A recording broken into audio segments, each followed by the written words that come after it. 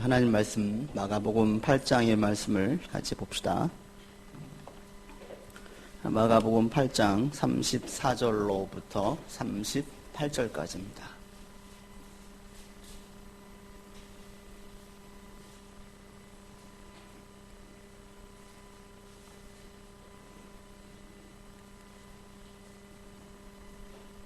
(34절로) (38절까지) 교독하시겠습니다.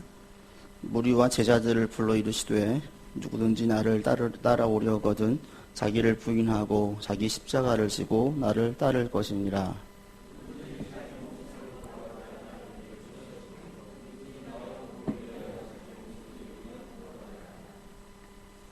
사람이 만일 온 천하를 얻고도 자기의 목숨을 잃으면 무엇이 유익하리요? 같이 합시다. 누구든지 이 음란하고 죄 많은 세대에서 나와 내 말을 부끄러워하면 인자도 아버지의 영광으로 거룩한 천사들과 함께 올 때에 그 사람을 부끄러워하리라. 아멘. 연속 3주째 어쩌면 같은 본문으로 지금 설교를 드리고 있습니다. 처음에 이 제자도의 말씀을 전할 때에는 한 주만 하고 넘어가려고 했어요. 그런데 말씀을 준비를 하고 묵상을 하면 할수록 도저히 쉽게 넘어갈 수가 없는 큼직큼직한 일들이 계속 있어서 계속 그 말씀들을 나누고 있었습니다. 2주 전에 이야기할 때 33절 베드로에게 예수님께서 사탄아 이렇게 말씀하셨어요. 이것도 파격적이고 충격적이죠. 베드로에게 사탄이라고 얘기를 했다라는 거죠. 또 그 바로 직전에는 그렇게 칭찬했던 베드로에게. 그리고 지난주에는 또 예수님께서 하시는 말씀이 34절에서 자기 자신을 부인해라, 거절해라. 그리고 자기 십자가를 지고 따르라. 이것도 대단히 묵직한 말씀인 거예요. 이 말씀을 가지고 지난주 2주에 걸쳐서 말씀을 드렸습니다. 베드로에게 얘기했던 사탄, 이건 베드로가 사탄이 아니라 베드로가 하나님의 일이 아닌 사람의 일을 생각하다 보니, 사람의 이익을 추구하다 보니 결국 사탄이 좋아할 만한, 사탄이 하고 싶어할 만한 일을 베드로가 하고 있던 거죠. 거기에 대해서 예수님께서는 직격탄을 날렸던 거지 베드로에게 사탄이 씌운 게 아니었다는 거예요. 그리고 지난주에도 말씀을 드릴 때에 자기 자신을 부인해라. 이것은 자기 자신의 기질이나 성향이나 취미나 이 모든 것들을 다 버리라라는 의미가 아니라 자기 이익 중심, 자기 중심적인 이 삶을 버리고 하나님 중심으로 하라라는 뜻이라고 말씀을 드렸습니다. 그래서 하나님 중심으로 살려고 할 때 오는 어떤 어려움, 또 손해, 또는 남들에게 받는 질타, 이런 것들이 내가 자기 십자가다라고 말씀을 드렸습니다. 오늘 본문의 35절에는 오늘도 역시 좀 무시무시한 말씀을 하시는 거예요. 35절 같이 읽어보시죠. 누구든지 자기 목숨을 구원하고자 하면 잃을 것이요, 누구든지 나와 복음을 위하여 자기 목숨을 잃으면 구원하리라. 이렇게 말씀하는 거예요. 쉽게 말하면 이거죠. 살고자 하는 자는 죽을 것이고 나를 위해 죽고자 하는 자는 살 것이다. 이거 어디서 좀 들어본 말씀 같지 않으세요? 네, 맞아요. 명량 영화에서 이순신 장군이 하셨던 말씀이에요. 그러니까 전쟁터에서 지금 목숨을 걸고 싸워야 될 전장, 그 위급한 상황 속에서 이순신 장군이 내뱉었던 말인데, 놀라웠게도 예수님께서 지금 이 말씀을 하고 계시는 거예요. 근데 이 말씀의 상황은 지금 죽음 직전의 상황이 아니거든요. 누가 봐도 평온한 상황인데 이때 예수님께서 하시는 말씀은 제자도에 대한 말씀을 이어가면서 하시는 것이, 살고자 하는 자는, 자기를 위해 살고자 하는 자는 죽을 것이고 나와 복음을 위해서 죽고자 하는 자는 살 것이다. 이렇게 말씀을 하시는 거예요. 그러니까 이게 뭐냐면 복음이라는 것은 한마디로 말하면 목숨 걸고 지금 따라가야 된다. 이렇게 얘기를 하시는 거예요. 이게 지금 와 닿으세요? 70년대까지만 해도 실질적으로 목숨을 걸고 예수 믿는 사람들이 많았어요. 그 당시에는 목숨을 걸어야 되는 상황이 됐습니다. 지금도 이슬람권, 공산권, 또 힌두교권, 다종교에 있는 사람들, 그 속에서는 교회로 발걸음을 들여놓기까지가 정말 목숨을 걸고 발걸음을 들여놓는 경우들이 지금도 있어요. 그들에게는 지금 이 복음이, 이 말씀이 그대로 고지고대로 들어오죠. 정말 내가 예수를 믿으려고 하면, 신앙생활을 제대로 하려고 교회를 들어서기까지가 목숨을 내걸고 생명의 위험함을 느끼면서 와야 됐기 때문에 이 말씀이 그대로 적용되어지는데, 오늘 이 시대를 살고 있는 우리에게는 그런 위험이 없잖아요. 여러분, 교회 나간다고 누가 칼을 들이대는 분이 있어요? 없어요. 예전에는 자기는 뭐 족보에서 파버린다는 얘기까지도 듣고 그런 분도 계셨어요. 우리 집안에 어떻게 쌍놈의 종교인 기독교가 들어오냐? 왜? 제사도 안 드리게 한다고 하니까. 하냐? 그렇게 해가지고 절대로 안 된다라는 거예요. 그러나 지금 이 시대에는 교회를 나간다는 것 때문에 생명의 위험을 느끼지 않습니다. 그래서 얼핏 보면은 이 35절의 말씀이 지금 우리하고는 안 맞는 것처럼 보이죠. 그런데 그렇지가 않아요. 35절의 말씀은 지금 우리에게 그대로 적용되었습니다. 왜냐하면 35절에 나와 있는 이 목숨이란 낱말이 우리 육체의 생명만을 이야기하는 것이 아니라 원래 헬라어 뜻이 푸슈케, 이 원래의 말이 영혼이에요. 영혼. 그러니까 이 목숨이란 말에다가 영혼을 넣어보세요. 누구든지 자기 영혼을 구원하고자 하면 잃을 것이요, 누구든지 나와 복음을 위하여 자기 영혼을 잃으면 구원하리라. 이렇게 볼 수 있는 거예요. 그러니까 영적인 관점에서도 볼 수가 있습니다. 육신만 죽는 것이 아니라 영혼. 그래서 이 말씀을 풀어내면은 33절로부터 쭉 이어지는 말씀으로 35절을 풀어내면 이렇게 됩니다. 나와 복음을 위해서 자기 영혼을 잃으면, 자기 중심적으로 자기 이익을 위해서 살지 않으면 그 영혼이 건강해지고 구원에 이를 것이다. 이 말이에요. 생명이든 영혼, 육신의 생명이든 영혼이든 결국 이 복음, 예수 믿음이라는 것은 가장 가치 있고 중요한 것이 걸린 문제로 지금 예수님은 말씀하고 계세요. 여러분, 교회에 나오는 것, 예수 믿는 게 여러분 인생에서 가장 중요하다고 느껴지세요? 교회 나오는 것, 이걸 예수를 믿음으로 고백하는 것, 그리스도인으로 된다는 것이 내게는 가장 중요한 일로 느껴지시냐는 거예요. 요즘 취업하기가 너무나 어려워요. 그래서 취업할 때, 특히 대기업에 취업하면은 그냥 경사가 나요, 요즘에는. 대기업에 취업해서 딱 들어선다, 이거 자체, 그 다음에 사원증을 받는다, 이거 자체가 그들에게는 대단한 자부심과 만감이 교차하죠. 그동안은 고생이 있었고, 들어갈 때 마음가짐이 다르죠. 뭔가 큰 것을 가지고 가는 거예요. 남들에게는 이야기할 수 없는 큰 자부심도 있어요. 예수를 믿는 것이 바로 이보다 훨씬 더 더하면 더했지 덜하면 안 된다라는 거예요. 군대 갈 때 가는 친구들이나 보내는 부모님이나 각오가 남다르죠. 왜? 거기 들어간다는 것이 어떤 의미인지를 다 알고 있기 때문에.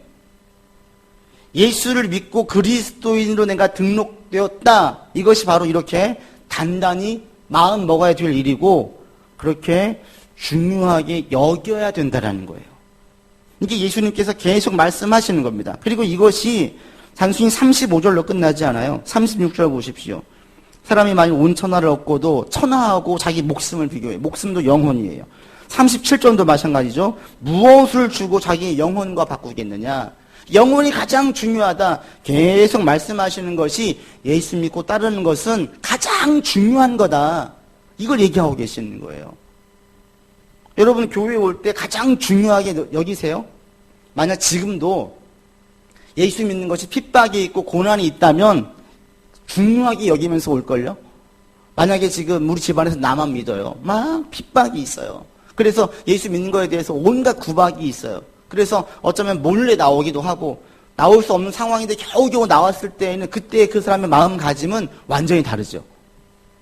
만약 지금 사회의 풍토가 교회에 나가는 것에 대한 온갖 핍박이 있고 고난이 있다고 이야기하면 그 사람들은 교회에 올 때 이것이 얼마나 중요하고 가치 있는지를 생생하게 느끼면서 오죠. 왜? 가치가 없으면 굳이 고난받을 필요가 없잖아요. 뭐하러 내가 고난받으면서 교회를 가요?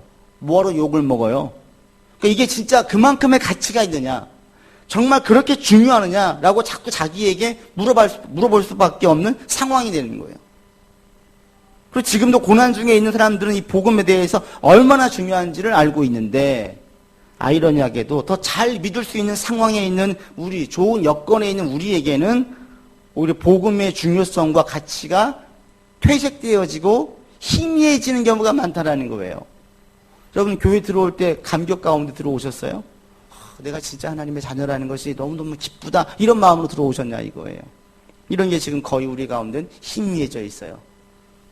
그러니까 지금 우리가 그러면 삶에 고난이 오고 핍박이 오고 어려워지면 그러면 분명 더 절실해질걸요? 그러긴 우리 싫잖아요. 여러분 삶에 큰 고난이 있어서 주님 제대로 만나길 원합니다 라고 얘기하면 아멘 하실 분 계세요? 여러분 집안이 다 망해가지고 다 예수님께 나와가지고 막 기도하면서 하나님 만나길 바랍니다. 그럼 아멘 하실 분 계시냐고요?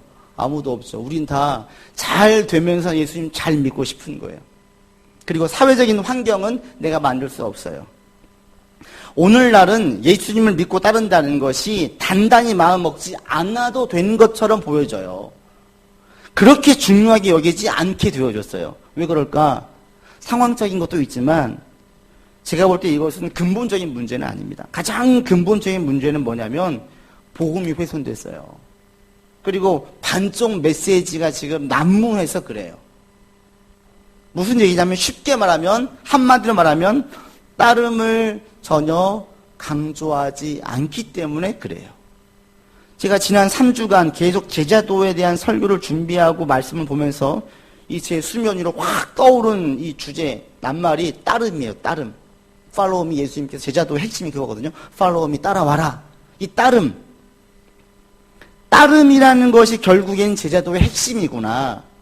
따르는 것이 있느냐 없느냐가 제자이냐 아니냐로 나누어지는 기준이 되는 거예요. 믿음의 고백이 아니라 따르는 사람은 제자고요. 따르지 않는 사람은 제자가 아니에요. 전제가 누군지 나를 따라오려거든 이야기하지 믿음으로 고백하거든이라고 말씀하지 않는 거예요. 결국 우리가 신앙생활할 때 그리스도인이냐 이 따른 이 그것에 대한 핵심은 따름이에요. 따름. 내가 따르고 있느냐 따르지 않느냐. 근데 오늘날은 그 따름에 대한 메시지가 사라졌어요. 따름 중요하게 여기지 않나요? 그래서 메시지가 믿음으로 고백하고 받아들이고 입술로 고백을 하면 됐다 이렇게 됐다. 그 다음에 반드시 따라야 된다라고 가지 않아요. 근데 이것이 단순히 제자도의 핵심이냐 가만 보면 복음의 핵심이기도 해요. 복음의 핵심. 우리는 복음의 핵심을 믿음으로 고백으로만 이야기하는데 그것은 지금 복음의 핵심이 아니에요. 반쪽이에요. 왜냐하면 예수님은 우리가 구원받은 자녀로 살기를 원하시지 않고요. 우리가 열매를 맺으면서 살기를 원하세요. 구원받은 것으로 만족하는 것이 아니라 우리에게 하나님의 나라가 임하기를 원하세요. 하나님의 나라가 임하려면 신앙이 성장해야 되고 성숙해야 돼요. 그래야지 열매를 맺을 수가 있고 하나님의 나라가 임할 수가 있어요. 그런데 어디까지 왔냐면 딱 구원에까지만 머물러져 있는 거예요. 그러니까 따름을 강조하지 않죠. 복음의 속성도 이 따름이 그대로 들어가 있더라고요. 이 복음, 신앙과 제일 유사하게 쉽게 이해할 수 있는 게 뭐냐면 운동을 생각하시면 돼요. 여러분 운동할 때 어때요? 운동은 반드시 몸으로 해야 되는 거죠. 그래야 내게 효과가 있어요. 어떤 운동도 책상에 앉아가지고 그 관련된 운동에 대한 책을 마스터한다고 해서 그것이 내게 습득되지 않아요. 운동을 통해서 건강한 몸을 받고 탄탄한 몸을 만들기 위해서는 어떤 음식을 먹느냐, 어떻게 운동해야 되느냐 중요한 것 같지만 제일 중요한 것은 뭐예요? 행하는 거예요, 행하는 것. 내 몸으로 움직여야지 몸이 건강해지는 거예요. 몸으로 움직이지 않으면 알고 있는 그 관련되어 알고 있는 모든 지식들 그리고 영양소 몸에 좋은 것들 먹는 것들은 아무 의미가 없어요. 신앙이 이와 똑같습니다. 제일 우리가 혼동하기 쉬운 게 성경 공부만 하면 신앙 좋아진다라고 착각하는 거예요. 성경 공부는 신앙이 좋아질 수 있는 좋은 어떤 요인이지 성경 공부 자체가 우리의 신앙이 성장하거나 성숙하게 만들지는 않습니다. 이거 헷갈리시면 안 돼요. 내 1대1 공부했어요. 그럼 내 신앙이 좋아져요? 안 좋아져요. 이거 뭐냐면 제가 어떤 운동을 해요. 그럼 운동할 때 반드시 피하는 게 뭐냐면 밀가루 음식들을 피하라고 하죠. 그리고 제일 많이 먹는 게 계란, 흰자, 닭가슴살 이런 걸 먹어요. 근육을 키우려고 할 때 이게 그들에게 지식이에요. 이 지식이 유용하죠. 그러나 지식 자체가 건강하게 만들지 않아요. 성경 공부도 똑같아요.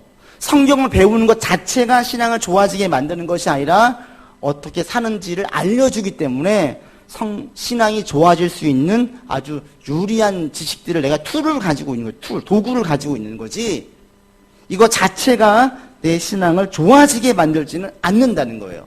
근데 우리는 그렇게 알고 있어요. 1대1 공부하고 성경을 많이 공부하면 내 신앙이 곧 좋아지는 것으로 좋아지지 않아요. 신앙이 좋아지려면 직접 내 몸으로 따라야 돼요. 따라야지만 내 신앙이 좋아질 수가 있어요. 그런데 오늘날은 따르라는 얘기를 하지 않아요. 왜 그런 줄 아세요? 핵심이? 왜 따르라고 이야기하지 않냐면 그 얘기가 성도들에게는 부담스럽거든요. 과거에는 전도할 때의 핵심이 영혼 구원이었어요. 저 영혼이 불쌍했어요. 아이고 저 영혼도 천국 가야 되는데 하나님 만나야 되는데 예수 믿는 게 얼마나 좋은데 이 안타까운 마음으로 전도했는데 언젠가부터는 전도의 목적이 변질됐어요. 뭘로? 영혼이 안타까운 게 아니라 교회에서 전도 집회 한다니까 우리 교회 올해 몇 명이 목표래. 무조건 채워야 되는 거예요. 이게 목적이 되다 보니까 아유 교회 안 가 부담스러워라고 얘기할 때 아이고 교회 오면 좋아. 오면 다 잘 돼. 다 성공할 거야 라고만 얘기하는 거예요. 그 다음에 교회 오려면 너 자신을 부인해야 돼 이런 말 안 해요. 교회에 오려면 자기 십자가 져야 되는데 고난이 있을 거야 이런 얘기는 쏙 빼요. 그리고 좋은 얘기만 하는 거예요. 그래서 복음이 훼손됐어요. 여러분들 예수님을 단순히 믿음으로 고백하시는 분들 되지 마시고 반드시 따르는 분들 되시기를 바랍니다. 따름이 없으면 신앙이 성장하지 않아요. 앉아서 공부만 하는 것이 우리 자체의 신앙을 성장시키지 않아요. 그래서 좀 구체적이고 직접적으로 한 가지씩 적용해 보세요. 예를 들면 되게 요즘에 하나님의 사랑이 와닿았어요. 하나님 사랑 자체거든요. 그럼 내가 이제부터 사랑해보자. 한 주간만 한번 조건 없이 모든 사람을 사랑해보세요. 얼마나 어려운지. 그리스도인은 관용을 베풀어야 되고 너그러워야 되니까 내가 한번 모든 사람에게 너그러워보자. 한번 일주일간만 그렇게 해보세요. 얼마나 어려운지. 오늘 당장 가면서 차 운전대만 잡아도 이 관용이 무너질 수 있을걸요. 이런 것들을 해보아야지만이 내가 영적으로 건강해질 수가 있습니다. 우리 삼남선교에서 오셔가지고 같이 예배 드리시는데 여러분도 오늘 이 귀한 걸 하나 건져가시면 좋겠어요. 네, 오셨는데 감사드리고 가장 중요한 게 뭐냐면 따름이라는 거예요. 따름. 직접적으로 여러분 삶에 적용할 때에 그것이 힘이 있지요. 적용하지 않으면 내게 아무 유익이 없어요. 이게 진짜 복음이 능력이 있느냐 능력이 없느냐 이거 알 수 있는 것은 이성으로 이해하고 고백하는 것이 아니라 따를 때에 그 효과를 볼 수가 있어요. 따를 때에. 여러분 가운데 이런 따름이 있기를 진심으로 바라고 강하게 권면을 드립니다. 따라야만 된다는 거예요. 근데 반쪽 복음이 오늘날 우리 가운데 퍼져서 예수 믿는 것을 그렇게 중요하게 여기지 않게 만들었어요. 가면 좋지만 안 가도 그만인 따름인 것이 필수인데 권장사항으로 바뀌어버렸어요. 하면 좋은데 안 해도 괜찮아로. 아니에요. 반드시 해야만 되는 거예요. 이러다 보니까 더 큰 문제가 뭔지 아세요? 지금 한국교회 전체적으로 집단 착각, 집단 속임수에 빠졌어요. 예를 들면 봅시다. 만약에 헬스장을 운영하는 분이 이렇게 홍보를 하는 거예요. 우리 헬스장에 오십시오. 그러면 우리 헬스장에서는 운동하지 않아도 운동 5분만 하면 됩니다. 땀 흘리지 않아도 여러분들 건강하고 탄탄한 몸을 가질 수 있습니다. 제가 얘기해 준 식단으로만 따르고 그리고 하루에 5분만 운동하면 여러분 될 수 있습니다. 라고 얘기하면 믿을 분 계세요? 전부 다 저거는 사기야. 아무도 안 속아요. 아무도. 근데 교회에서 여러분 교회에 오십시오. 순종할 필요 없습니다. 믿고 기도만 하면 다윗처럼 요새처럼 성공할 수 있고 큰 높은 자리에 올라갈 수가 있고 그리고 큰 부를 축적할 수 있습니다. 라고 얘기하면 아멘 그래요. 믿고 기도만 하면 됩니다라고 이야기할 때 아멘 그래요. 아니거든요. 기도만이 아니라 따름이 있을 때 이것이 이루어지는 거예요. 다윗이 얼마나 힘들었는데요. 요셉이 얼마나 힘들었는데요. 그 가운데서 얼마나 하나님께 순종하면서 나아갔는데요. 따름이 없으면 이룰 수가 없는데 따름을 제외하고 기도만 하고 믿기만 하면 된다고 이야기하니까 아멘을 해요. 헬스장에 가서는 헬스클럽 그 트레이너가 운동할 필요가 없습니다. 그냥 여러분 여기 앉아가지고 자기 암시하시고 자기 최면을 거세요. 난 건강해질 거야, 건강해질 거야, 내 체력을 탄탄해질 거야, 근육이 생길 거야. 그리고 제가 주는 음식만 드세요. 그럴 때 따라갈 사람이 있어요? 아무도 없어요. 그런데 교회는 다 따라가요. 이 차이가 뭔지 아세요? 계속 말씀드렸던 가장 큰 이유는 따름에 있고 없고예요. 우리는 어릴 때부터 초등학교, 중학교, 고등학교 그리고 계속 크면서 계속 체육을 했어요. 내가 운동을 좋아하든 싫어하든 운동회 땐 달리기를 했고 그 다음에 수능 볼 땐 세력장을 했어요. 오래 매달리기를 했고 이를 악물었어요. 그리고 그 다음날 되면은 제대로 걷지를 못했죠. 안 쓰던 근육을 써가지고 어기적 되면서 힘들어 했었어요. 그런 경험들이 우리에게 있기에 우리가 운동, 탄탄한 몸을 만든다는 것은 쉽게 되는 게 아니라는 것을 다 경험했어요. 그래서 우리는 근육이 알도 배겨 보고 힘든 경험들이 있다는 거예요. 이것이 바로 어떤 헬스장에서도 이렇게 홍보하지 않죠. 자기 체면으로 우리는 좋은 몸을 만들 수 있습니다라고 이야기하는 헬스장은 한 군데도 없어요. 말도 안 되기 때문에. 아무도 안 속기 때문에. 그런데 교회는 왜 속아요? 따르지 않는 성도들이 너무나 많아요. 따름에 대한 경험이 없는 사람들이 너무나 많아요. 저도 가만 돌이켜보면 그래요. 제가 초등학교 때, 중학교 때, 고등학교 때 따름에 대한 것을 실질적으로 해본 경험이 별로 없어요. 교회 오면 하는 게 뭐예요? 예배드려요. 앉아있잖아요. 예배드리고 뭐예요? 공과 공부예요. 그리고 그냥 간식 먹고 가요. 거기에서 무엇인가를 지지고 볶고 힘들어지고 내 몸으로 수고하고 말씀을 그대로 순종해보는 시간들이 없어요. 이론을 배웠으면 실천으로 가서 실전편이 가야 되는데 없어요. 한 번도 없었던 거예요. 그리고 그나마 교회에서 봉사하시는 분들 좀 나아요. 왜? 그분들은 서로 부대끼다 보니까 막 속도 상하고 어려움도 겪고 내가 이렇게 하고 싶은데 저 사람 저렇게 하자니까 그것 때문에 중간에 중지하면서 여긴 막 혈기를 부리려 하다가도 여긴 교회지 좀 참아야겠다. 이 참으면서 스스로가 뭔가 다듬어지면서 신앙이 성장할 수 있는 요소가 있어요. 근데 그것도 10%도 안 돼요. 또 직접 지역사회에서 섬기고 봉사하시는 분들도 있어요. 이분들이 교회 1%도 안 될걸요? 대부분의 경우에는 따름의 경험이 없어요. 순종의 경험이 없어요. 말씀을 그대로 실천해 본 경험이 없어요. 이게 제가 볼 땐 신앙의 알배김이 없는 거예요. 신앙의 알배김. 육체가 안 쓰던 근육을 써가지고 다리를 어기적거리고 힘들어하고 아이고 고생하고 이런 시간을 겪어봤던 경험이 신앙에도 있어야 되거든요. 신앙의 알배김이 있어야 돼요. 앞서 말씀드린 여러분 한번 순종을 해보세요. 내가 이제 한 주간 사랑해 보리라.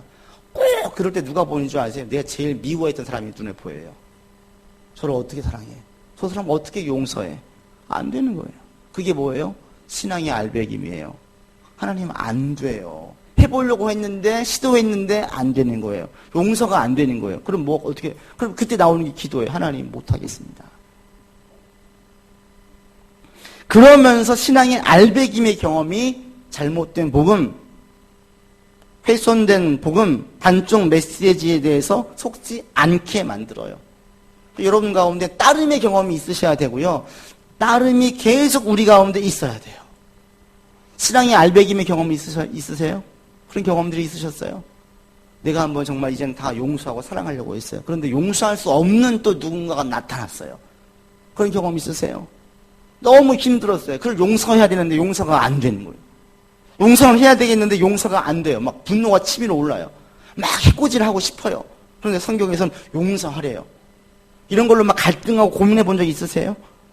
만약 여러분 주위에 이렇게 따름 때문에 정말 괴로워하고 고민하는 분이 있었다면 여러분 보기에 큰 도전받은 거예요. 누군가 만약에 내가 예수 믿는 사람인데 내가 저 사람에 대해서 욕을 했어. 이게 난 너무 괴로워. 혹시 이런 거 본 적 있으세요?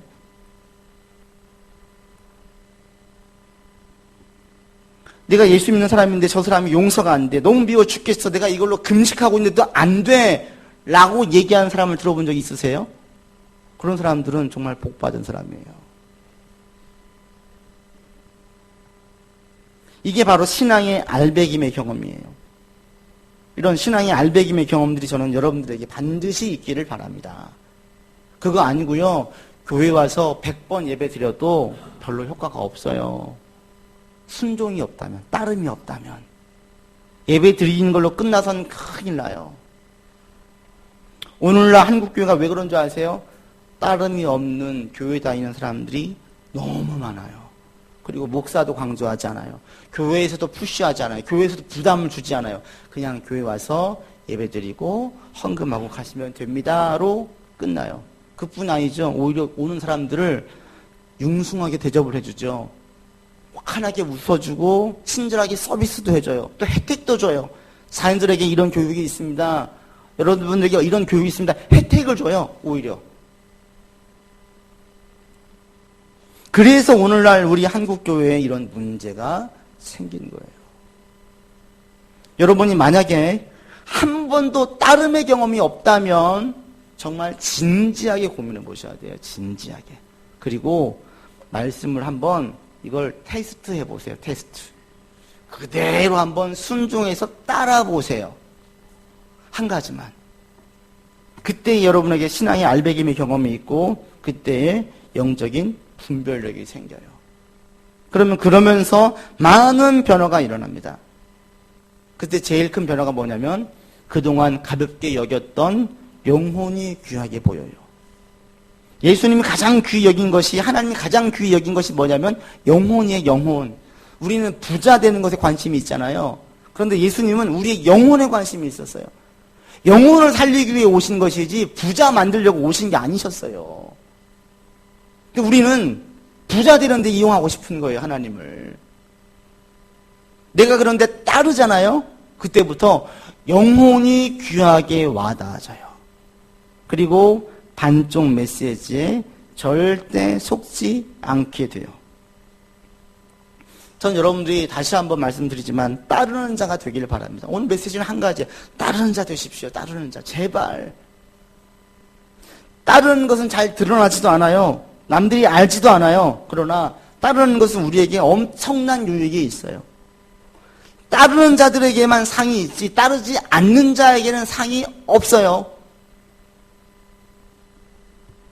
따르는 자들에게는 하나님께서 반드시 상을 주십니다. 이런 사람들은 결코 영적 파산 상태에 이르지 않게 됩니다. 그리고 이런 사람들에게는 하나님의 마음이 그대로 전가됩니다. 아버지의 마음을 가져요. 그래서 하나님이 보시는 것들을 보고 하나님이 귀히 여기는 것들을 귀히 여기게 되고 하나님이 가볍게 여기는 것을 가볍게 여기게 되어져요. 이전엔 내가 돈이 제일 중요했어요. 살다 보니까 특히 우리 삼남 마찬가지 아니세요? 내가 집안을 책임져야 되는 가장으로 있을 때는 필요한 게 뭐예요? 돈이에요. 돈 무시해서는 안 되죠. 관리 잘 하셔야 됩니다. 관리하세요. 그런데 예수님을 제대로 따르게 되어지면 점점 돈에 대한 가치, 우선순위가 내 인생에서 밑으로 내려와요. 이게 정상이거든요. 처음엔 돈이 최고에 있었어요. 어떨 때는 하나님보다 위에 있었어요. 그런데 하나님의 말씀을 따르면 따를수록 점점 하나님이 제일 위로 가고 돈이 하나님 말씀 밑으로 내려와요. 이게 질서가 잡힌 삶이에요. 다른 모든 게 다 마찬가지입니다. 영적인 안목이 생겨요. 가치가 제대로 매겨지기 시작해요. 그리고 종국에 이런 자들에게 하나님의 나라가 임하고 성령의 열매를 맺게 되어져요. 이 시간 예배드린 여러분들 가운데에 따름이 반드시 있으셔서 그 따름을 통해서 하나님의 나라가 여러분 가운데 임하기를 바랍니다. 그럴 때 이런 분들에게 맨 마지막에 나오는 고백이 뭐냐면 내가 인생에서 가장 잘한 게 뭐냐면 예수님 만난 거다. 이런 고백이 나와요. 내 인생에서 가장 잘한 거 그때 막 땅값 오르기 전에 집 산 거 내 아들, 딸 좋은 대학 보낸 거 성공한 거 이게 아니라 내 인생에서 가장 잘한 게 뭐냐? 그게 바로 예수님을 알게 된 것입니다. 라는 고백을 이런 사람들은 하게 돼요. 이 시간 예배드린 여러분 모두가 다 이런 고백을 하게 되기를 바랍니다. 그리고 계속해서 이런 고백을 할 수 있기를 바랍니다. 내 인생에서 제일 잘한 게 뭐냐? 하나님 믿고 예수님 만나서 따르는 삶이에요.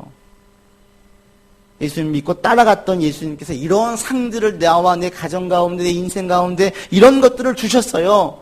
라는 고백이 여러분들 가운데 있기를 바라요. 그러려면 반드시 따라야만 돼요. 그래서 예수님은 좁은 길이라고 말씀하십니다. 아무도 안 가는 길, 가시가 있는 길, 돌도 있는 길, 포장이 안 된 길. 그런데 그 길만이 내 영혼을 살리고 그 길이 복음의 귀함을 깨닫게 만들고 예배드림의 귀함을 알게 만들어요. 여러분 가운데 이 35절의 말씀, 살고자 하는 자는 죽을 것이고 죽고자 하는 자는 살 것이다. 이 말씀 그대로 하나님 제가 저 위에서 살지 않고 복음 말씀 따라서 한번 살아보겠습니다 하고 살아보십시오. 그런 분들을 통해서 반드시 하나님이 함께 하시고 하나님의 역사를 보게 될 것입니다. Not a fan 이런 책이 있어요. 우리는 팬이 아니에요. 팬이 아니고 제자예요. 제자. 예수님의 제자라는 것은 반드시 따르는 자예요. 여러분의 따름을 통해서 여러분이 단순히 열렬히 환호하는 예수 믿는 예수를 좋아하는 팬이 아니라 예수님을 따라가는 제자라는 고백이 여러분 삶을 통해서 증명될 수 있기를 주 이름으로 권면을 드리고요. 그 따름을 통해서 많은 상급들을 받아 누리는 여러분의 삶이 되기를 주 이름으로 권면을 드립니다. 기도합시다. 하나님, 우리가 주님을 따르는 자입니다. 복음이 얼마나 귀한지를 알고 또 고백하고 그리고 이것들을 매일 증명하기 위해서는 우리의 삶에 따름이 있어야 됩니다.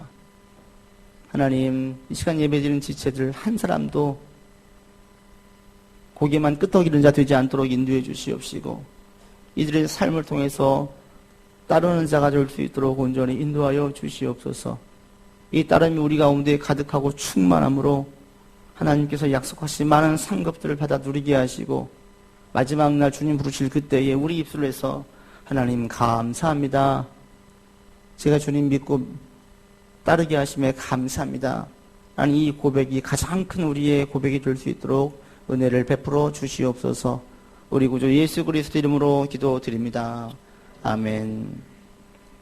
찬송가 449장 찬양하면서